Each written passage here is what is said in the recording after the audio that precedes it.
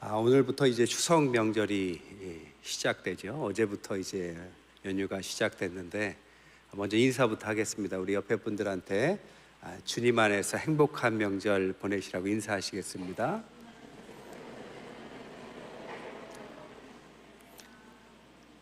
이렇게 연휴가 시작되면 가족이 함께 모이는 한국의 전통이 있습니다. 오늘은 그래서 가족의 이야기를 좀 할까 합니다. 우리는 하나님을 아버지라고 부르죠. 하나님의 부성애를 강조하기 때문입니다. 그런데 하나님은 어떤 아버지일까요? 무서운 아버지일까요? 아니면 친구 같은 아버지일까요? 아니면 용돈 많이 주는 아버지십니까? 하나님의 부성애를 잘 보여주는 인물 중에 하나가 오늘 본문의 이삭이라고 볼 수 있습니다. 아버지와 아들 이삭과 에서 이야기를 통해서 오늘 아버지의 사랑에 관해서 함께 은혜를 나눌까 합니다. 오늘 본문은 아주 짧습니다. 이 본문에는 이렇게 말하죠. 이삭은 에서 첫째 아들을 더 사랑했고 리브가는 야곱을 사랑했다. 그러니까 형제 쌍둥이인데 첫째가 아버지는 첫째를 어머니는 둘째를 사랑했다 이렇게 말합니다. 왜 어머니 리브가는 둘째 야곱을 사랑했을까요? 많은 이유 중에 성경적 이유를 찾자면 하나님의 신탁이 있었기 때문입니다. 창세기 25장 21절부터 보면 그의 아내 리브가가 임신하였더니 그의 아들들이 그의 태 속에서 서로 싸우는지라. 그가 이럴 때 내가 어찌할꼬 하고 가서 여호와께 묻자온데 여호와께서 그에게 이르되 두 국민이 내 태중에 있구나. 두 민족이 내 복중에서부터 나뉘으리라. 이 족속이 저 족속보다 강하겠고 큰 자가 어린 자를 섬기리라. 둘째가 장자권을 얻게 된다는 신탁을 받습니다. 그래서 당연히 리브가는 야곱을 더 사랑하죠. 그런데 이런 신탁을 알고 있는 아버지 이삭은 왜 굳이 그럼에도 불구하고 큰아들 에서를 더 사랑했을까요? 에서가 어떤 아들인지 한번 먼저 생각해 봐야 합니다. 그는 창세기 25장 27절에 보니까 익숙한 사냥꾼이고 들사람이라고 말합니다. 그러니까 사냥을 하느라고 밖으로 도는 아주 상남자 같은 사람이죠. 그는 상속권을 죽 한 그릇에 팔고 대수롭지 않게 생각합니다. 25장 34절에 보니까 야곱이 떡과 팥죽을 에서에게 주매 에서가 먹고 마시며 일어나 갔으니 에서가 장자의 명분을 가볍게 여겼다라고 말합니다. 그 상남자라서 상속권 따위는 뭐 그렇게 가볍게 여기는 것 같습니다. 게다가 이방 여인을 아내로 맞아서 부모를 근심도 시켜요. 26장 34절에 보니까 해족속 부에리의 딸 유닛, 해족속 엘론의 딸 바스맛을 아내로 맞았다. 이것이 이삭과 리브가의 마음에 근심이 됐다. 그러니까 정리하자면 에서는 거친 사람입니다. 그러니까 장남은 장남인데 장자권을 얻을 만큼의 어떤 소양이 부족한 사람 같아요. 자신의 위치를 알지 못하고 이방 여인하고 그것도 둘이나 한꺼번에 결혼해서 부모의 근심을 끼치는 자녀입니다. 이 정도 됐으면 이삭도 에서를 포기할 만한데 이삭은 끝까지 에서를 더 사랑합니다. 하나님의 신탁과 상속권이 동생 야곱에게 있음을 분명히 알고 있음에도 불구하고 그를 끝끝내 장자의 축복 기도를 해주려고 합니다. 창세기 27장 1절에 보면 이삭이 나이가 많아서 눈이 어두워 잘 보지 못하더니 맏아들 에서를 불러 내가 이제 늙어 어느 날 죽을지 알지 못하니 들에 가서 나를 위하여 사냥해서 내가 즐기는 별미를 만들어 내게로 가져와 먹게 해서 내가 죽기 전에 내 마음껏 내게 축복하게 해라. 이 기도는 한 번밖에 할 수 없는 기도입니다. 아시다시피 장자에게만 줄 수 있는 아버지의 계승적인 의미의 상속 같은 기도입니다. 이거를 상속자 야곱이 아니라 장자였던 에서에게 끝끝내 주려고 했던 거죠. 이 이삭이 어떤 기도를 했느냐? 야곱이 뺏어갔지만 그 기도의 내용이 창세기 27장 27절에 나오죠. 세 가지 기도를 해요. 첫 번째로는 내 아들의 향취는 여호와께서 복 주신 밭의 향취다. 그러니까 아들을 얼마나 사랑했는지 아들의 향기를 너무나도 좋아합니다.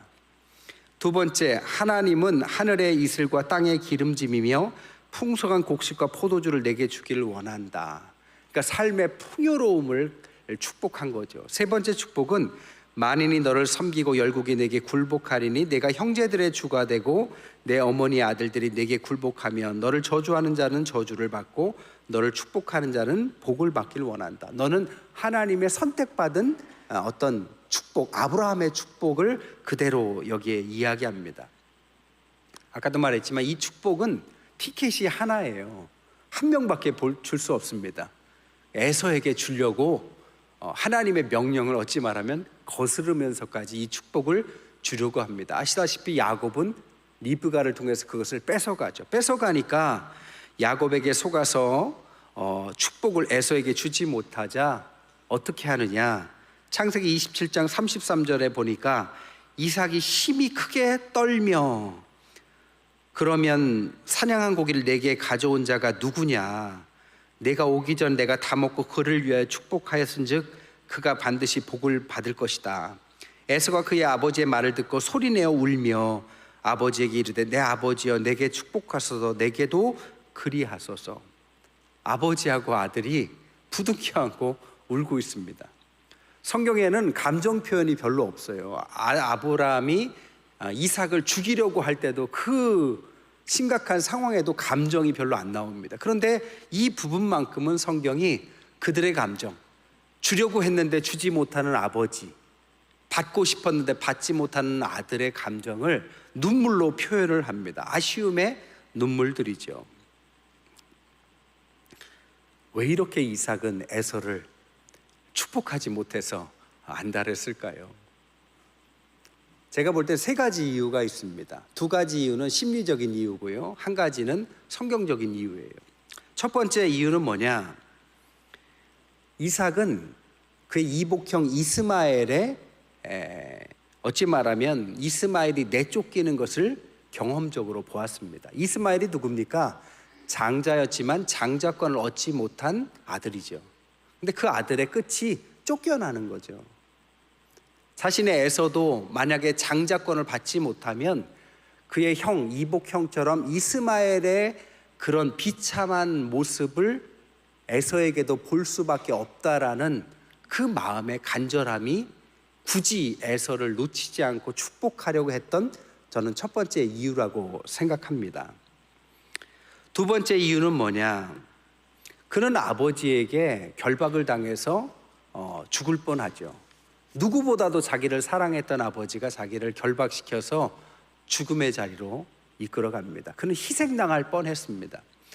오늘도 본문에 보면 이삭이 눈이 안 보여서 아들이 누군지 분간을 못해서 헷갈리는 장면이 나오죠. 왜 이렇게 혼동했을까요? 성경에 나오지 않지만 유대 미드라시, 그러니까 전설에 의하면 이렇게 전해집니다. 그 아들을 죽이려는 그 상황에서 너무나도 아픈 아버지의 마음, 그래라고 너무나도 아픈 아들의 마음을 옆에서 지켜보던 천사가 너무 슬퍼서 눈물을 흘렸는데 그 눈물이 이삭의 눈으로 들어가서 그때부터 눈이 흐려져서 일찍 멀게 되었다라는 유대 전설이 있습니다. 그러니까 눈이 안 보일 만큼, 그러니까 희생을 이렇게 감정적으로 표현한 거죠. 사랑했지만 희생을 당했어요. 그래서 아마 이삭은 자신이 사랑하는 아들에게는 만큼은 이 희생을 강요하지 않으려고 했던 것 같습니다. 여러분, 부모에게 어떤 결핍을 받은 자녀는요, 그 결핍을 자녀에게 그 이상으로 보상하려는 보상 심리가 있습니다. 어떤 분은 그러더라고요. 자신의 부모님이 자신을 어렸을 때 굉장히 통제를 했대요. 통제하면서 크고 나니까 자신은 이제 어른이 돼서 아이를 낳고 나서 완전히 반대로 그냥 완전히 방임을 하면서 아이를 키우고 싶더랍니다. 누구를 위해서요? 자신에 대한 어떤 심리적 투사가 일어난 거죠. 보상 심리. 부모가 사랑과 물질을 충분히 준 자녀도 있지만 충분히 받지 못해서 결핍된 자녀들은 그 자녀가 커서 부모가 되면 그 자식에게 그것을 그 이상으로 보상하려는, 지나친 보상하려는 심리가 있는 거죠. 오늘 이삭도 아버지에게 희생당할 뻔했습니다. 물론 하나님의 명령 때문이었다는 건 알죠. 하지만 오늘 그의 에서에게만큼은 아마 희생을 시키지 않으려는 마음의 보상 심리가 충분히 있었을 거라고 생각합니다. 이 두 가지는 심리적인 거죠. 근데 가장 중요한 세 번째 이유가 뭐냐? 어떤 특별한 심리적인 보상도 있었겠지만 더 중요한 것은 에서가 그의 아들이었기 때문이라는 것입니다. 그리고 이삭이 에서의 아버지였다는 사실 때문이었습니다. 아버지 이삭이 아들이 성격상으로도 결점이 있었다라는 사실을 모르는 건 아닙니다. 계약을 계승할 만한 올곧은 사람이 아니라는 사실도 충분히 알고 있습니다. 해족 속 여인들하고 둘이나 결혼을 해서 이렇게 부족한 모습을 보였기 때문에 마음에 근심이 있을 만큼 그가 걱정스러운 것도 사실입니다.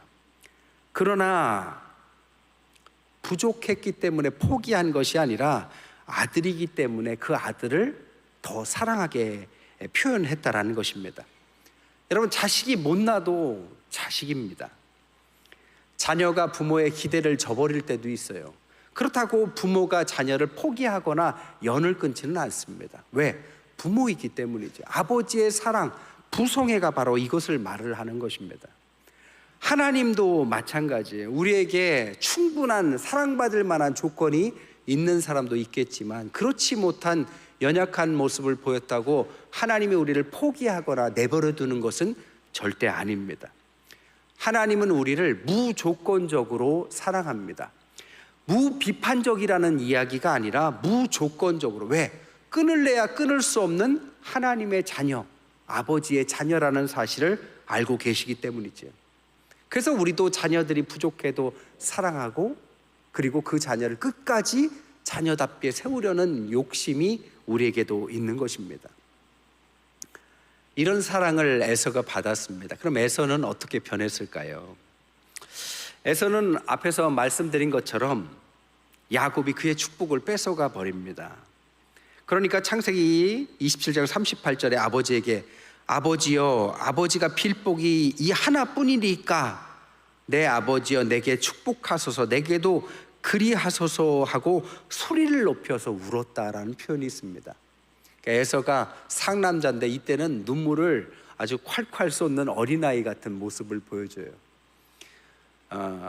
성경에서 에서는 주연급은 아닙니다. 조연급이죠. 악당은 아니지만 조연급에 해당합니다. 근데 이렇게 우는 모습을 보니까 이 독자들이 어찌 말하면 에서에게 감정을 이입하게 되죠. 에서 편을 들게 되고 에서가 잘 됐으면 하는 마음을 먹게 됩니다. 아마 성경도 그것을 유도하고 있습니다. 에서 자신도 자신이 부족한 걸 알았기 때문에 아버지께 더 축복을 갈구했어요. 그런데 예상대로 그 축복을 잃어버리는 사태가 발생합니다. 그래서 성경은 그를 어떻게 이 에서가 되느냐 5가지를 알려줍니다. 첫 번째, 에서에게도 이삭은 축복을 합니다. 근데 축복의 내용이 야곱하고는 좀 달라요. 원래 주려던 축복은 확실한 축복이라면 27장 39절에 보니까 내 주소는 땅의 기름짐에서 멀고 내리는 하늘 이슬에서 멀고 칼을 믿고 생활하겠고 아우를 섬길 것이다. 축복이 아닌 것처럼 보여요. 그런데 여기에 하나 옵션이 붙습니다. 내가 매임을 벗을 때는 그 멍에를 내 목에서 떨쳐버리리라. 안 좋은 이야기지만 마지막에 옵션 하나가 뭐냐면 네가 아우의 운명대로 아우에게 속박당하겠지만 네가 스스로 힘을 기르면 동생의 멍에에서 벗어날 수는 있을 거다라는 옵션, 조건을 붙여줍니다. 이게 그가 받은 축복이에요. 가능성을 열어둔 거죠. 두 번째, 성경은 에서가 두 해족 속의 소녀들과 결혼을 한다는 사실을 알고 부모가 근심하는 장면이 나옵니다. 이 근심 이후에 에서가 어떻게 행동했는지 창세기 28장 9절에 이렇게 말합니다. 이에 에서가 이스마엘에게 가서 그 본처들 외에 아브라함의 아들 이스마엘의 딸 느바요의 누인 마할랏을 아내로 맞더라.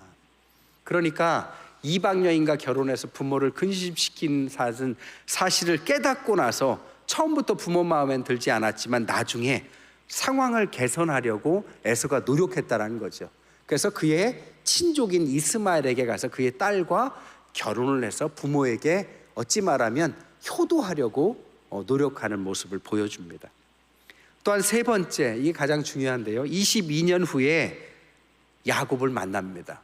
야곱은 에서가 군대를 이끌고 오니까 자기를 죽이려는 줄 알고 자신의 가족을 몇 대로 나누어서 선물도 먼저 보내고 피할 길도 내고 여차하면 싸우려고도 준비를 하고 나아갑니다. 그런데 어이없게도 에서는 어떻게 합니까? 적대감을 전혀 드러내지 않아요. 창세기 33장 11절에 축복을 받으라고 하면서 그의 길잡이 노릇을 하겠다고 넉넉한 마음을 보여줍니다. 여러분, 에서가 왜 야곱을 쉽게 용서했을까요? 에서가 워낙 다혈질이지만 그런 사람은 쉽게 화내고 쉽게 그냥 잊어버리기 때문일까요? 뭐 그런 면도 없지 않았겠지만 제가 생각할 때는 에서는 아버지의 사랑을 충분히 받았기 때문입니다. 여러분, 형제들 키워보신 분 알 거예요. 형제들의 터울이 적게 되면 첫째를 낳고 둘째를 키우다 보면 둘째가 어리니까 부모들이 둘째를 아기였을 때 이렇게 더 돌봅니다. 근데 너무 그런 모습을 보여주면 첫째가 질투를 해요. 그래서 부모 안 보면 꼬집기도 하고 이렇게 입에다가 뭘 집어넣기도 하고 해서 이렇게 자신의 어떤 사랑받지 못하는 마음을 표현을 하는 거죠. 어떻게 해야 될까요? 큰 아이를 2배, 3배로 사랑해주면 큰 아이가 사랑이 충분히 받았다고 생각하면 둘째에게 미움이 아니라 사랑을 표현하는 거죠. 어찌 말하면 에서는 부족한 자녀입니다. 그러나 아버지의 사랑이 부족한 건 아니었습니다. 아버지는 끝끝내 그를 축복하려고 했어요. 하나님의 명령대로 그의 축복은 동생에게로 흘러갔지만 아버지의 사랑과 의도는 그는 알고 있습니다. 그래서 그는 동생을 쉽게 용서하고 적대감이 없다라는 것입니다. 네 번째는 36장에 보면 후손의 목록이 나옵니다. 창세기 30장 31절에 보니까 이스라엘 자손을 다스리는 왕이 있기 전 에돔 땅을 다스리던 왕들이 이러하니라. 43절에 그 구역과 거처를 따른 에돔 족장들이며 에돔 족속의 조상은 에서다. 그러니까 에돔 족속이 에서의 후손들인데 그들의 족속의 뿌리들과 후손들을 성경은 기록해 놨다는 겁니다. 기록해 놨다는 이야기는 기억했다는 것입니다. 그 계승자는 야곱의 후손들이죠. 그러나 에서의 후손들도 성경은 계승자는 아니지만 기억하고 있다라고 성경은 기억하고 있는 것입니다. 마지막 5번째는 이스라엘과 에돔 사람과의 관계에 대해서 신명기 2장 4절 5절에 보니까 너는 또 백성에게 명령하여 이르기를 너희는 세일에 거주하는 너희 동족 에서의 자손이 사는 지역으로 지날진대 그들이 너희를 두려워하리니 너희는 스스로 깊이 삼가고 그들과 다투지 말아라. 그들의 땅은 한 발자국도 너희에게 주지 아니하리니 이는 내가 세일산을 에서에게 기업으로 주었기 때문이다. 그리고 신명기 23장 7절에 너는 에돔 사람을 미워하지 말아라. 그는 내 형제다.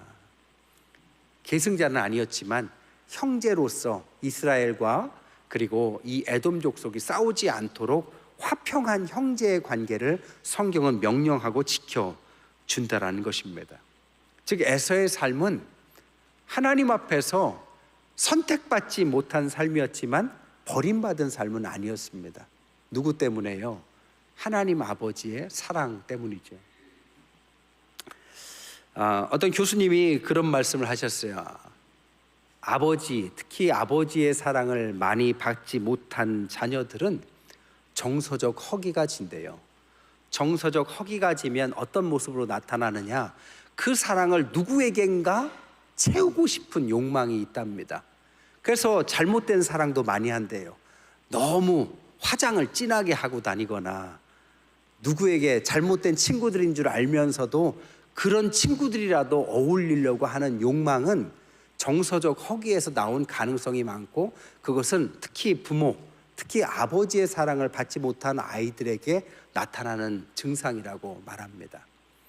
에서는 여러 가지 부족했어요. 그런데 정서적 허기가 느껴지지 않습니다. 왜요? 그의 아버지 이삭이 그를 충분히 사랑해줬기 때문입니다.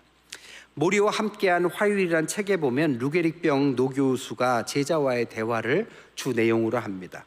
거기 보면 이런 말이 있어요. 이 병을 앓으면서 내가 배운 가장 큰 것이 뭐냐? 인생에서 중요한 것은 사랑을 나눠주는 법과 사랑을 받는 법을 배우는 것이다. 이렇게 말을 합니다. 여러분, 오늘 본문에서 에서는 아버지의 사랑을 충분히 받았습니다.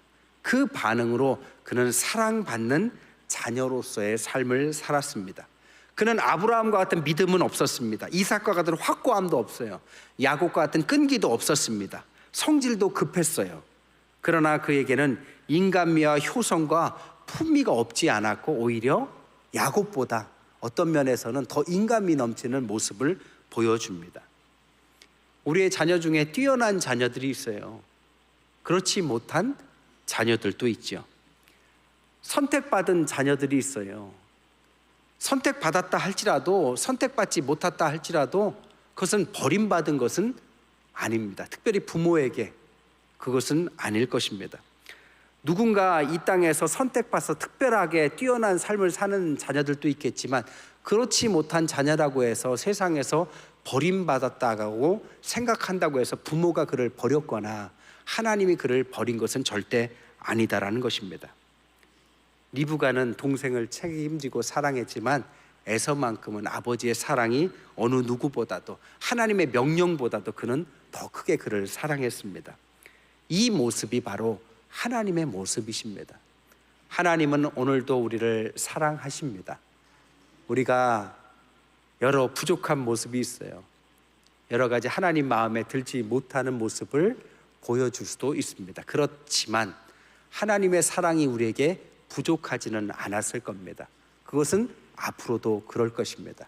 이번 추석 명절 하나님 아버지의 사랑과 특별히 가족들의 사랑, 부모와 자녀의 사랑 가운데 오늘 이 본문을 가지고 깊은 이야기 하시고 웬만하면 과거의 나쁜 추억들 끄집어내지 마시고 좋았던 기억들, 사랑했던 기억들, 따뜻했던 기억들을 나누시면서 가족의 따뜻한 명절 보내시기를 주님의 이름으로 간절히 축원드립니다.